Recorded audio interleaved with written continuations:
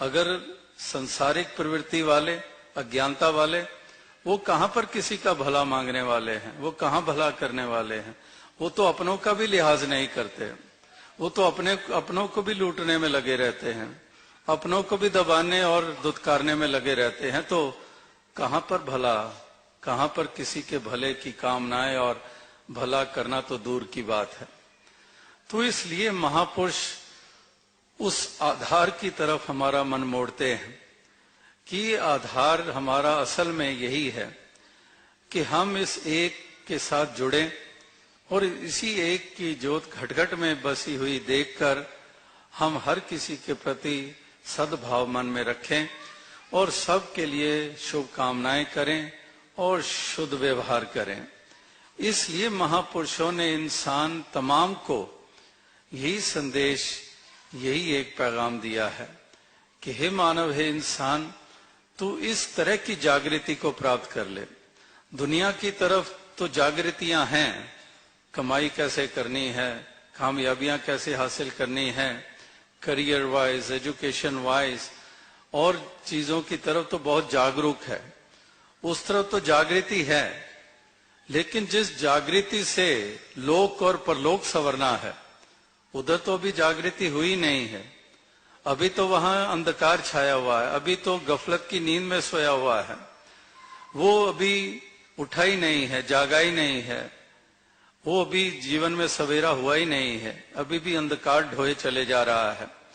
चाहे जितनी मर्जी प्रगतियां कर ली हों, जितना मर्जी अचीव कर लिया हो, वर्ल्डली अचीवमेंट्स, लेकिन अगर बेसिकली वो जागृति नहीं मिली है कि वाकई ही इंसान का वो जागना, एक सत्य की तरफ जागना, एक ज्ञान की तरफ जागना, एक मानवता की तरफ जागना, एक खलूस प्रेम भाईचारे की तरफ जागना, वो अगर जागना हो जाए तो फिर इंसान का लोक और परलोक ये दोनों ही संवर जाते हैं।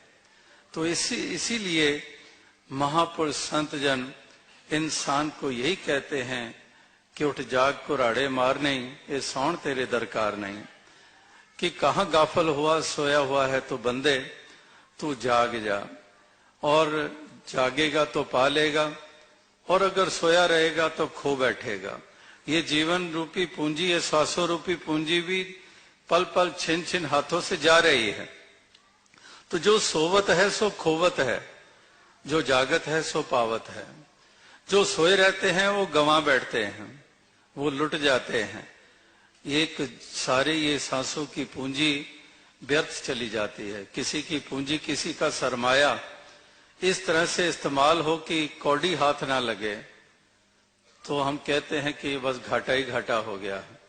कि जितनी पूंजी थी, जितना कैपिटल था, वो लगा दिया, कुछ रिटर्न नहीं, कुछ बचा नहीं, सब कुछ छिन गया। तो श्वास रूपी पूंजी कितनी महत्ता रखती है। इस श्वासों रूपी पूंजी की कितनी कीमत है।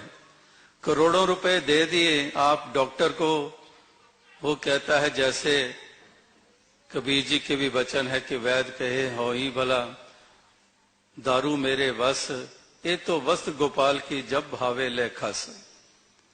कि दारू मेरे बस में है लेकिन श्वास मेरे बस में नहीं है, ये तो मालिक के पास ही है। तो एक हम कहें कि करोड़ों रुपए ले लो, एक श्वास दे दो। बस मैंने एक जरूरी बात पूछनी है कि जैसे आज मतलबी दुनिया है, मतलबी दुनिया ने यही कहने हैं, बस 2 श्वास दे दो, बस पूछना है कि विल मेरे नाम की कहां रखी है, बस इतना कुछ कर दो। तो एक श्वास भी करोड़ों रुपए दे के भी नहीं प्राप्त हो सकती। तो ये पूंजी कितनी कीमती है।